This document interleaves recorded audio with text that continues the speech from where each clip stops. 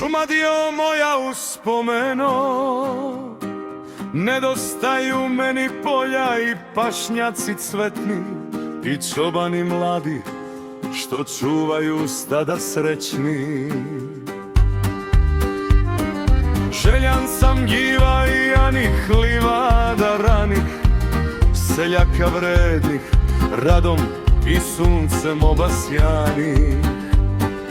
Pamtim kućice male krečene u belo, takvo je nekad bilo šumadijsko selo.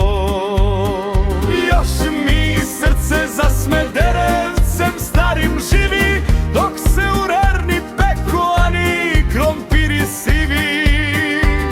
Fale mi prela izlasi i momački sastanci, kad se u kolu uhvate ko braće svi znanci. Da frula zasvira i gusle da se začuju, jako u mome selu se nekad živelo baš tako. Željan sam zima jakih i čistog belog snijega, dok sanke male lete niz padinu sa brega.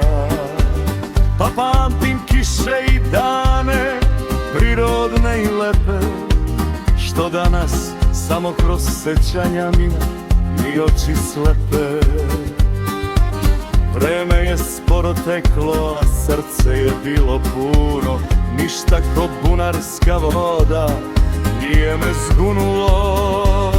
I onaj izvor stari što u mom selu teče, da me u detinjstvo vrati bar na jedno večer. Danas ni svraka ni čavki skoro više nema, teško mi padne ova promena što se sprema. Sve se izmenilo, ništa ko nekad nije, zbog toga mi se često gorka suza lije. Da li kuca li još nečije srce za tim srećnim danima, ili samo mene ova tuga i prošlo zanima? Zar samo ja vidim da je sreća bila veća, ili sam ja čovek koji se samo starih vremena seća?